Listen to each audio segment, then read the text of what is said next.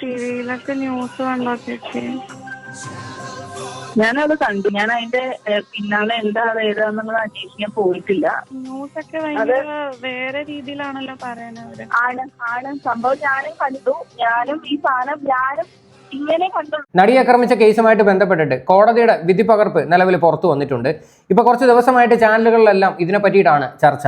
ഇപ്പൊ പുതിയതായിട്ട് നമ്മൾ കേൾക്കുന്ന ഒരു പേരാണ് ശ്രീലക്ഷ്മി. ആ വിധി പകർപ്പിനകത്ത് പ്രത്യേകം എടുത്ത് കോടതി ചോദിക്കുന്നുണ്ട്, ആരാണ് ഈ ശ്രീലക്ഷ്മി? അതായത് സ്ഥിരമായിട്ട്, അതായത് ഈ ഒരു സംഭവം നടക്കുന്ന സമയത്ത് പൾസർ സുനിയെ സ്ഥിരമായിട്ട് കോൺടാക്ട് ചെയ്തുകൊണ്ടിരുന്ന ഒരു വ്യക്തിയാണ് ഈ ഒരു ശ്രീലക്ഷ്മി. ഈ സംഭവം കഴിഞ്ഞതിന് ശേഷവും പൾസർ സുനിയെ കോൺടാക്ട് ചെയ്തിട്ടുണ്ട്. അപ്പോൾ സ്വാഭാവികമായിട്ടും അത് ആരാണ് എന്ന് കണ്ടുപിടിക്കേണ്ട ഉത്തരവാദിത്വം പോലീസിനാണ്. പോലീസുകാർ ആ ഒരു വിഷയത്തിൽ വേണ്ടത്രയും എക്സ്പ്ലനേഷൻ കോടതിക്ക് കൊടുത്തിട്ടില്ല. എന്തായാലും പൾസർ സുനിയുടെ അടുത്ത സുഹൃത്താണ് ഈ പറയുന്ന ശ്രീലക്ഷ്മി എന്നൊക്കെ തരത്തിലാണ് ഇപ്പൊ നിലവിൽ പുറത്തു വരുന്ന വാർത്ത. എന്തായാലും ഈ ഒരു വിഷയം അത്യാവശ്യം നല്ല രീതിയിൽ ചർച്ചയായതിന്റെ പുറവിന് തന്നെ ശ്രീലക്ഷ്മിയുടെ ഹസ്ബൻഡ് രംഗത്ത് വന്നിട്ടുണ്ട്. എന്താണ് പുള്ളിക്ക് പറയാനുള്ളത് നമുക്കൊന്ന് കേൾക്കാം. അതിനുശേഷം ഞാനിവിടെ കുറച്ച് വോയിസ് ഒക്കെ ഞാൻ വെച്ച് തരാം. അപ്പം നിങ്ങൾക്ക് മനസ്സിലാക്കാൻ പറ്റും ഈ ശ്രീലക്ഷ്മി എന്ന് പറയുന്ന വ്യക്തി ആരാണ് എന്ന്. സുനി ബസ് ഡ്രൈവർ ആയിരുന്നപ്പോൾ ശ്രീലക്ഷ്മിയുമായി സൗഹൃദമുണ്ടായിരുന്നു. പലതവണ പോലീസ് വിളിപ്പിച്ചിരുന്നുവെന്നും മൊബൈൽ അടക്കം നൽകിയിരുന്നുവെന്നും ശ്രീലക്ഷ്മിയുടെ ഭർത്താവ്. പൾസർ സുനി നടിയെ തട്ടിക്കൊണ്ടുപോയ ആ രാത്രിയിൽ പോലും, ആ സമയത്ത് പോലും വിളിച്ചിരുന്നത് ഈ ശ്രീലക്ഷ്മിയായിരുന്നു. എന്നിട്ടും ശ്രീലക്ഷ്മി എന്തുകൊണ്ട് ഈ കേസിൽ സാക്ഷിയാക്കിയില്ല എന്ന് പോലും കോടതി ചോദിച്ചു. എനിക്കൊപ്പം ഉള്ളത് ശ്രീലക്ഷ്മിയുടെ ഭർത്താവാണ്. ഞാൻ സംസാരിക്കുകയാണ്. അദ്ദേഹത്തിന്റെ ഐഡന്റിറ്റി പുറത്തേക്ക് വെളിപ്പെടുത്തുന്നില്ല. അദ്ദേഹം പറയുന്നത് ഈ കാര്യങ്ങളൊക്കെ പോലീസ് അന്ന് അന്വേഷിച്ചിരുന്നു എന്നാണ്, അല്ലേ? അതെ, ഇതിനെപ്പറ്റി എല്ലാ കാര്യങ്ങളും ആദ്യം മുതലേ നമുക്കറിയാവുന്ന വിവരങ്ങളും ഫോണും അതിന്റെ സിം കാർഡ് ഉൾപ്പെടെ ആദ്യമേ തന്നെ നമ്മൾ പോലീസിൽ ഏൽപ്പിച്ചിട്ടുണ്ടായിരുന്നു. അവരതിന് വേണ്ടിയിട്ടുള്ള എല്ലാ കാര്യങ്ങളും അന്വേഷിച്ച് കാര്യങ്ങൾ മനസ്സിലാക്കിയതിന് ശേഷം നമ്മൾ ഇതിനകത്ത് റോളൊന്നും ഇല്ലാന്ന് അവർ ക്ലിയർ ആയിട്ട് മനസ്സിലാക്കിയതിന് ശേഷമാണ് നമ്മൾ പിന്നെ അതിൽ നിന്ന് എക്സ്ക്ലൂഡ് ചെയ്തത്. എന്നിട്ടും നമ്മൾ പുള്ളി പറഞ്ഞ കാര്യം നിങ്ങൾ കേട്ടില്ലേ? അതായത് ആ ഒരു സംഭവം നടന്ന സമയത്ത് തന്നെ പോലീസുകാർ വിളിച്ചിട്ടുണ്ടായിരുന്നു, ഇവരുടെ കയ്യിൽ നിന്ന് ഫോണുകൾ മേടിച്ച് പരിശോധിച്ചിട്ടുണ്ടായിരുന്നു, പിന്നെ ഇവരുടെ ഭാഗത്തുള്ള എക്സ്പ്ലനേഷൻ ഒക്കെ കൊടുത്തിട്ടുണ്ടായിരുന്നു എന്നാണ് ഇവർ പറയുന്നത്. എന്തായാലും ഇത്രയും നാൾ കേൾക്കാത്ത ഒരു പേരാണ് ഈ ശ്രീലക്ഷ്മി. എന്തായാലും ഈ മാഡം എന്ന് പറയുന്ന ഉദ്ദേശിക്കുന്നത് ഇനി ശ്രീലക്ഷ്മിയാണോ ഇനി വേറെ ആരെങ്കിലും ആണോ എന്ന് ഇപ്പോഴും ഒരു ക്ലാരിറ്റി വന്നിട്ടില്ല. എന്തായാലും ബാക്കിയൂടെ കേൾക്കാം. 3 പ്രാവശ്യം വീണ്ടും ഓരോ കാര്യങ്ങൾക്കൊക്കെ വിളിപ്പിച്ചിട്ടുണ്ടായിരുന്നു. നേരൊക്കെ നമ്മൾ സഹകരിച്ചിട്ടുണ്ട്. ഇതിനകത്ത് എന്താ പൾസർ സുനി എങ്ങനെയായിരുന്നു പരിചയം?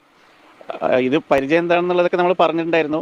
ഇത് പുള്ളി പണ്ട് ബസ് ഓടിച്ചുകൊണ്ടിരുന്ന ആളാണ്. അങ്ങനെ പരിചയമൊക്കെ ഉണ്ടായിരുന്നു. ഒരു ചെറിയ ഫ്രണ്ട്ഷിപ്പ് പോലെ ഉണ്ടായിരുന്നു. പിന്നെ അന്ന് എന്തോ ഒരു കാര്യം ചെയ്യാൻ പോവാണ്, പ്രാർത്ഥിക്കണം എന്നൊക്കെ പറഞ്ഞിട്ടുണ്ടായിരുന്നു.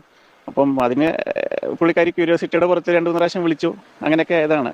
ഭൂലോക തരികിടായിട്ടുള്ള പൾസർ സുനിയായിട്ട് നല്ല രീതിയിലുള്ള സൗഹൃദമായിരുന്നു. അത് എങ്ങനെ പരിചയപ്പെട്ടു? പൾസർ സുനി ബസ് ഡ്രൈവർ ആയിരിക്കുന്ന സമയത്തായിരുന്നു ശ്രീലക്ഷ്മി പരിചയപ്പെട്ടിട്ടുണ്ടായിരുന്നതെന്ന് ശ്രീലക്ഷ്മിയുടെ ഭർത്താവാണ് വന്നിരുന്ന് പറയുന്നത്. ഓക്കെ, എന്തായാലും നിലവിൽ പുറത്ത് വന്ന ഒരു വാർത്ത ഞാൻ നിങ്ങളെ കേൾപ്പിക്കാം. അതിനകത്തൊരു പണ്ടത്തെ ഒരു വോയിസും കൂടി അവർ പ്ലേ ചെയ്യുന്നുണ്ട്. ആ വോയിസിൻ്റെ ഒരു പൂർണ്ണ രൂപം ഞാനിവിടെ കേൾപ്പിക്കാം. ആദ്യം നമുക്ക് ആ ഒരു വാർത്തയൊന്ന് കാണാം. നടി ആക്രമിച്ച കേസിൽ പൾസർ സുനിയുടെ സുഹൃത്ത് ശ്രീലക്ഷ്മിയെക്കുറിച്ച് അന്വേഷിച്ചുവെന്ന് പ്രോസിക്യൂഷൻ. മൊഴി രേഖപ്പെടുത്തിയെങ്കിലും പ്രസക്തിയില്ലാത്തതിനാലാണ് സാക്ഷിപ്പട്ടികയിൽ ഉൾപ്പെടുത്താതിരുന്നത് എന്നാണ് വിശദീകരണം. ശ്രീലക്ഷ്മിയുടെ മൊഴി പകർപ്പും കോടതിയിൽ സമർപ്പിച്ച ഫോൺ സംഭാഷണവും മീഡിയ വണ്ണിന് ലഭിച്ചു. ശ്രീലക്ഷ്മി സുഹൃത്തുമായി സംസാരിക്കുന്ന ഓഡിയോയാണ് പോലീസ് സമർപ്പിച്ചത്.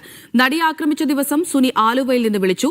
നല്ല കാര്യം ചെയ്യാൻ പോവുകയാണ് എന്നും എന്താണെന്ന് ചോദിക്കരുതെന്ന് സുനിൽ പറഞ്ഞുവെന്നും ഈ ഓഡിയോയിൽ പറയുന്നുണ്ട്. Media one exclusive.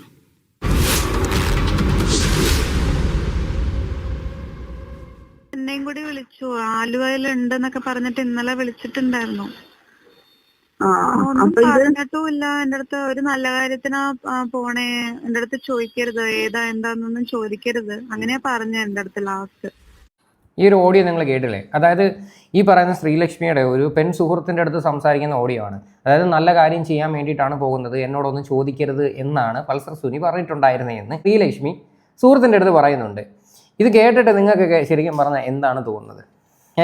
എനിക്ക് ഇത് ഒരു നല്ലൊരു ഫ്രണ്ടായിട്ടൊന്നും എനിക്ക് ബേസിക്കലി ഫീൽ ചെയ്യുന്നില്ല. ഉള്ള കാര്യം പറയാമല്ലോ. അതായത് ഇങ്ങനെ കണ്ടിന്യൂസ്ലി ഒരു സുഹൃത്തിനെ ഇങ്ങനെ ഫോണിൽ ഇങ്ങനെ വിളിച്ചുകൊണ്ടിരിക്കും. അതായത് എവിടെ എത്തി, എന്ത് ചെയ്യാൻ പോകുന്നു, എല്ലാ കാര്യങ്ങളും ഇങ്ങനെ അപ്ഡേറ്റ് ചെയ്തുകൊണ്ടിരിക്കും. പോരാത്തതിന് ഈ ശ്രീലക്ഷ്മി കല്യാണം കഴിച്ചൊരു വ്യക്തിയാണ്, അല്ലേ?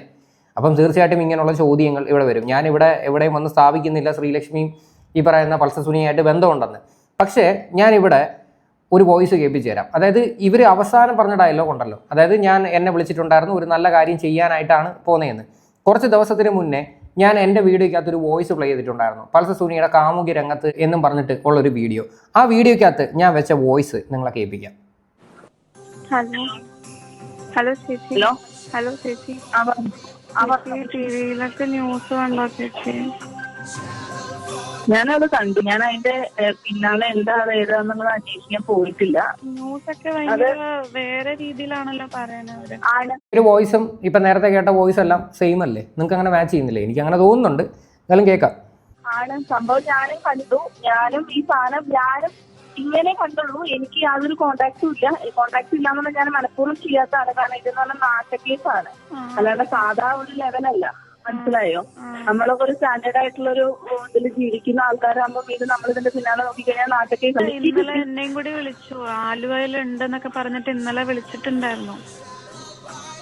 ഒന്നും പറഞ്ഞിട്ടുമില്ല. എന്റെ അടുത്ത് ഒരു നല്ല കാര്യത്തിനാ പോണേ, എന്റെ അടുത്ത് ചോദിക്കരുത് ഏതാ എന്താന്നൊന്നും ചോദിക്കരുത്, അങ്ങനെയാ പറഞ്ഞ എന്റെ അടുത്ത് ലാസ്റ്റ്. ഞാൻ വിളിക്കില്ല അങ്ങനെ. കാരണം ഇതെന്തായാലും വിളിക്കരുത് കേട്ടോ. വിളിക്കാൻ ശ്രമിക്കുക, നമ്പറിൽ കോൺടാക്ട് ചെയ്ത് ശ്രമിക്കുക, ഒന്നും ചെയ്തേക്കരുത്. ഇതൊക്കെ ആവശ്യമില്ലാണ്ട് പുലിവാലകളിൽ ചെന്ന് ചാടരുത്. അവിടെ അല്ല, ഇപ്പൊ അതിനൊന്നും ശ്രമിക്കണ്ട. അത് ശ്രമിച്ചാൽ എല്ലാവരും കൊടുക്കും. അപ്പൊ അതുകൊണ്ട് ഇപ്പൊ ഒന്നും തന്നെ സൈലന്റ് ആയിട്ടിരിക്കുക. ഞാനും എല്ലാ രീതിയിലും ഞാൻ സൈലന്റ് ആയിട്ടിരിക്കുകയാണ്. ഇത് പെട്ടെന്നൊന്നും മുരിപ്പ് പോരാൻ പറ്റില്ല. കാരണം എന്ന് വെച്ചാൽ മുഖ്യമന്ത്രി വരെ ഇടപെട്ടിട്ടുള്ള കേസാണ്. അയ്യോ, ഇനിയിപ്പോ എങ്ങനെ കോണ്ടാക്ട് അറിയില്ല. നീ അതിനെന്തായാലും ശ്രമിക്കണ്ട. ഇപ്പൊ തൽക്കാലം നീ അവിടെ അടങ്ങി നിൽക്കും. ഒന്നാമത് നിനക്ക് ആവശ്യത്തിൽ കൂടുതൽ പ്രശ്നമുണ്ടേ. ആവശ്യമില്ലാത്തതിനൊന്നും നിൽക്കണ്ട. നീ നിനക്ക് അടുത്ത വല്ല സാധനം വീട്ടുകാർ തരാൻ നിൽക്കണ്ട. നിന്റെ കാര്യങ്ങൾ നോക്കി നീ എന്താ പറയാ, നിന്റെ ഇതുമായിട്ട് നിനക്ക് യാതൊരു ഇൻവോൾവ്മെന്റും ഇല്ല, നീ ഇതുമായിട്ട് ഒരു പ്രശ്നവും ഇല്ല എന്നുള്ള രീതിയിൽ വളരെ വളരെ എന്താ പറയാ ക്വയറ്റായിട്ട് അവിടെ നിൽക്കുക. മനസ്സിലായി? ഫുള്ളായിട്ട് വിട്ടു എന്നുള്ള രീതിയിൽ തന്നെ നിൽക്കുക. കാരണം ഇത് പെട്ടെന്നൊന്നും ഊരിപ്പോരാൻ പറ്റുന്ന ഒരു കാര്യമല്ല ഇപ്പൊ ചെയ്തിരിക്കുന്നത്. വിട്ടു എന്നുള്ള രീതിയിൽ തന്നെ നിന്നാൽ മതി. ഫുള്ളായിട്ട് പെട്ടെന്നൊന്നും സുനിക്ക് ഈ ഒരു കേസിൽ നിന്ന് ഊരിപ്പോരാനായിട്ട് പറ്റത്തില്ല എന്ന്. അപ്പോൾ ആ ഒരു ഡയലോഗിനകത്ത് എന്താണ് ഇതിനകത്ത് മീൻ ചെയ്യുന്നത്? ഇത് ശരിക്കും ഒരു സുഹൃത്തായിട്ട് നിങ്ങൾക്ക് ഫീൽ ചെയ്യുന്നുണ്ടോ? എനിക്ക് ബേസിക്കലി അങ്ങനെ തോന്നുന്നില്ല. ഈ ഹസ്ബൻഡ് വന്നിരുന്ന് കുറച്ച് കാര്യങ്ങൾ ഇപ്പം പറഞ്ഞിട്ടുണ്ടായിരുന്നല്ലോ. അതായത് വലിയ രീതിയിലുള്ള ബന്ധമോ കാര്യങ്ങളൊന്നുമില്ല, ഞങ്ങളുടെ ഭാഗത്തുള്ള എക്സ്പ്ലനേഷനൊക്കെ പണ്ടേ പോലീസുകാർക്ക് കൊടുത്തതാണ് എടുത്തതാണ് എന്നൊക്കെ. എന്തായാലും ഈ ഒരു വോയിസ് നമ്മളാരും അടിച്ചിറക്കിയൊന്നുമല്ല. കുറേ നാളുകൾക്ക് മുന്നേ യൂട്യൂബിലെല്ലാം കിടന്ന് കറങ്ങിയ വോയിസ് തന്നെയാണിത്. എന്തായാലും ഈ ഒരു വോയിസ് കേട്ടിട്ട് നിങ്ങൾക്കൊക്കെ എന്താ തോന്നുന്നതെന്ന് തീർച്ചയായിട്ടും ഈ ഒരു വിഷയത്തിൽ നിങ്ങൾ കമൻറ്റ് ചെയ്യണം. പക്ഷേ എനിക്ക് തോന്നുന്ന കുറച്ച് സംശയങ്ങൾ പറയാം. ഈ ഒരു വിഷയത്തിൽ ഈ പറയുന്ന വ്യക്തിയെ പ്രോപ്പറായിട്ട് ക്വസ്റ്റ്യൻ ചെയ്ത് കഴിഞ്ഞാൽ കുറേ കൂടെയൊക്കെ ക്ലാരിറ്റി ഈ ഒരു വിഷയത്തിൽ കിട്ടുമായിരിക്കും. അങ്ങനെയാണ് എനിക്ക് തോന്നുന്നത്. കാര്യം കോടതി ഇവിടെ ഉന്നയിച്ചൊരു കാര്യം വളരെ ന്യായമല്ലേ? കാര്യം എന്തുകൊണ്ടാണ് ഈ ഒരു വ്യക്തിയെ പറ്റിയിട്ട് കൂടുതലായിട്ട് പോലീസുകാർ അന്വേഷിക്കാഞ്ഞത്?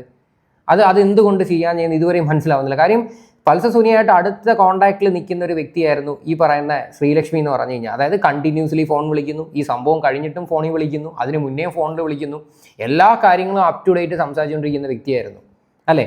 അപ്പോൾ തീർച്ചയായിട്ടും ഈ ഒരു വ്യക്തിക്ക് ഇതിന്റെ പിന്നിൽ എന്തെങ്കിലും ഇൻവോൾവ്മെന്റ് ഉണ്ടോ ഇല്ലയോ എന്ന് പോലീസുകാരായിരുന്നു ഇത് അന്വേഷിക്കേണ്ടത്. എന്തായാലും ഈ ഒരു പേര് ഇപ്പോൾ നിലവിൽ പുറത്ത് വന്നിട്ടുണ്ട്. ഇതിനെ ചുറ്റിപ്പറ്റിയിട്ട് അത്യാവശ്യം നല്ല രീതിയിലുള്ള വിവാദങ്ങളും നടക്കുന്നുണ്ട്. എന്തായാലും നമുക്ക് ബാക്കി വാർത്തയും കൂടെ കേൾക്കാം. വിധി പ്രസ്താവത്തിന്റെ വിശദാംശങ്ങൾ പുറത്തു വരുമ്പോൾ പ്രോസിക്യൂഷനെതിരെയുള്ള വലിയൊരു വിമർശനമായി ഉന്നയിക്കുന്നത്, അതായത് ഈ സംഭവം നടക്കുന്ന സമയത്ത്, അതായത് കൃത്യം നടക്കുന്ന സമയത്ത് ശ്രീലക്ഷ്മി എന്ന സ്ത്രീ സുനിയുടെ ഫോണിലേക്ക് നിരന്തരം ബന്ധപ്പെട്ടിരുന്നു. അതുപോലെ തന്നെ സുനിയും തിരികെ വിളിക്കുകയും ഒക്കെ ചെയ്തിരുന്നു, സന്ദേശങ്ങൾ കൈമാറുകയൊക്കെ തന്നെ ചെയ്തിരുന്നു. പക്ഷേ ആരാണ് ശ്രീലക്ഷ്മി, അവർ തമ്മിൽ എന്തൊക്കെയാണ് സംസാരിച്ചത്, അതുപോലെ തന്നെ പൾസർ സുനി പറഞ്ഞ മാഡം എന്ന വ്യക്തി, ആ മാഡത്തെക്കുറിച്ചുള്ള കൃത്യമായ ഒരു അന്വേഷണം നടന്നില്ല എന്നടക്കമുള്ള വിമർശനങ്ങൾ, അതായത് ഈ ഗൂഢാലോചന കേസുമായി ബന്ധപ്പെട്ട് കൃത്യമായ ഒരു തെളിവ് നിരത്താൻ സാധിക്കാതിരുന്നത് തന്നെ ഇത്തരത്തിലുള്ള ഒരു അന്വേഷണം കൃത്യമായി നടന്നില്ല എന്നുള്ള സത്യമാണ്. ഈ ഗൂഢാലോചന കാര്യമാണ് ഇവിടെ പ്രധാനമായിട്ട് അന്വേഷിക്കേണ്ടത്. ഈ ദിലീപിന് അഗെയിൻസ്റ്റ് ആയിട്ടുള്ള പ്രധാന കേസ് എന്ന് പറയുന്നത് ഈ ഗൂഢാലോചനയാണ്. അത് ഇന്നേ വരെ പ്രോസിക്യൂഷന് തെളിയിക്കാനായിട്ട് പറ്റിയിട്ടില്ല. അത് തെളിയിക്കുന്ന ഒരു സിംഗിൾ പേപ്പർ പോലും ഇല്ല. വിധി പകർപ്പ് പുറത്തു വന്ന സമയത്ത് അതിനെ പറ്റിയിട്ടുള്ളൊരു വാർത്ത ഉണ്ടായിരുന്നു. അതായത് ഒരു രീതിയിലുള്ള ഒരു തെളിവുമില്ല ഈ പറയുന്ന 8ാം പ്രതിയായിട്ടുള്ള ദിലീപിന് അഗെയിൻസ്റ്റ് ആയിട്ടുള്ള. അപ്പം നിലവിൽ ഇങ്ങനെയൊക്കെയുള്ള കാര്യങ്ങളൊക്കെ പ്രോപ്പറായിട്ട് ഇൻവെസ്റ്റിഗേറ്റ് ചെയ്യാത്തതിൻ്റെ പ്രശ്നമായിട്ടാണ് എനിക്ക് ബേസിക്കലി ഫീൽ ചെയ്യുന്നത്. ഇതിപ്പം കുറേ ആൾക്കാർക്ക് എങ്ങനെയെങ്കിലും ദിലീപ് എന്ന് പറയുന്ന ഒരു വ്യക്തിയെ പ്രതിയാക്കണം, ആ ഒരു അജണ്ടയാണ്. പ്രത്യേകിച്ച് ഈ പറയുന്ന മീഡിയക്കാർക്ക് സത്യം പറഞ്ഞാൽ ഉറക്ക ഊണും ഇല്ലാതെ ഇതിൻ്റെ പുറകെ നടക്കുക. എങ്ങനെങ്കിലും ദിലീപിനെ ഒന്ന് പ്രതിയാക്കി കിട്ടിയാൽ മതിയെന്ന്.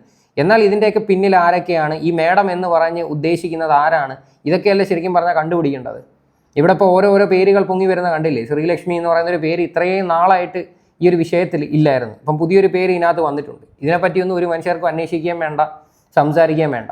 പ്രോസിക്യൂഷൻ്റെ അടുത്ത് പോലും കോടതി ഇതാരാന്ന് ചോദിക്കുമ്പോഴത്തേക്ക് അത് അന്നേ ചോദിച്ച് ക്ലിയർ ആക്കി വിട്ടതായിരുന്നു, ഇതൊരു സുഹൃത്ത് മാത്രമാണ്, വേറെ ഒന്നും ഇല്ല എന്നുള്ള രീതിയിൽ ഈ ഒരു കേസ് ക്ലോസ് ചെയ്തതായിരുന്നു എന്നാണ് പറയുന്നത്. ശരിക്കും പറഞ്ഞാൽ ഇതൊക്കെയാണോ നിസ്സാരമായിട്ട് കാണേണ്ട ഒരു കാര്യം? സംഭവം നടന്നു കഴിഞ്ഞിട്ടും സുനിയുടെ ഫോണിൽ വിളിക്കുന്നു, സംഭവത്തിന് മുന്നേ സുനിയുടെ ഫോണിൽ വിളിക്കുന്നു. ഇത് എന്ത് തരം ഫ്രണ്ട്ഷിപ്പാണ്? എനിക്ക് പിടി കിട്ടുന്നില്ല.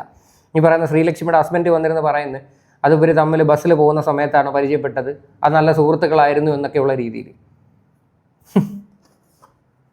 ഒരു വിമർശനം തന്നെയാണ്. വിശദമായ രീതിയിൽ ഈ വിധി പകർപ്പിൽ പ്രോസിക്യൂഷന് നേരെ കോടതി ഉന്നയിക്കുന്നത്. ഇതുമായി ബന്ധപ്പെട്ട നടക്കുന്ന ഒരു ഇതിന്റെ തുടർച്ചയായി എന്നോണമാണ് നമുക്കിപ്പോൾ ഈ ഒരു ശബ്ദരേഖ കിട്ടിയിരിക്കുന്നത്. അതായത് ഈ ഇത്രയും തോന്നിവാസം കാണിച്ചവനൊന്നും അർഹിച്ച ശിക്ഷയും കിട്ടിയില്ല, എന്നാൽ ബാക്കിയുള്ളവരൊക്കെയാണ് ഇതിന് ഇപ്പോഴും പുറത്ത് കിടന്ന് അനുഭവിക്കുന്നത് അല്ലേ? ആ ഒരു നടിയുടെ കാര്യം ആലോചിക്കുമ്പോഴത്തേക്ക് നമുക്ക് എല്ലാവർക്കും നല്ല രീതിയിലുള്ള സങ്കടമുണ്ട്.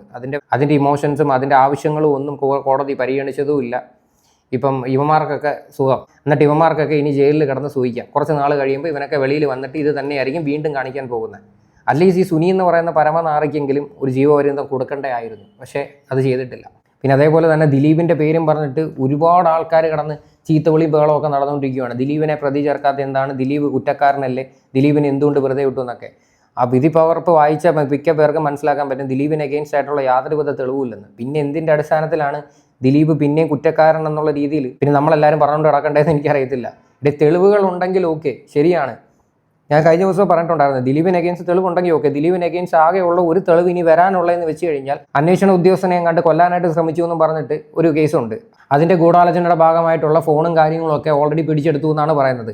ഇനി അതിൻ്റെ കുറ്റപത്രം കോടതിയിൽ വന്ന് കോടതിക്ക് അത് ബോധ്യപ്പെട്ട് കഴിഞ്ഞാൽ ദിലീപ് തീർച്ചയായിട്ടും ഈ ഒരു കേസിൽ വിടും. അങ്ങനെയൊക്കെ ഉണ്ടെങ്കിൽ തീർച്ചയായിട്ടും നമുക്ക് എല്ലാവർക്കും കൂടി പറയാം ദിലീപ് ഒരു കുറ്റക്കാരനാണ് എന്ന്. അല്ലാത്ത പക്ഷം ഒരു തെളിവും ഇല്ല, ഒരു കുന്തവും ഇല്ലാതെ നമ്മൾ വന്നിട്ട് ദിലീപ് കുറ്റക്കാരനെ, ദിലീപിനെ തൂക്കിക്കൊല്ലണമെന്നൊക്കെ പറഞ്ഞു കഴിഞ്ഞാൽ നടക്കുന്ന കേസല്ല. എന്തായാലും ഈ ഒരു വിഷയമായിട്ട് ബന്ധപ്പെട്ട് നിങ്ങളുടെയൊക്കെ അഭിപ്രായങ്ങൾ എന്താണെന്ന് വെച്ചാൽ നിങ്ങൾ തീർച്ചയായിട്ടും കമൻറ്റ് ചെയ്യുക.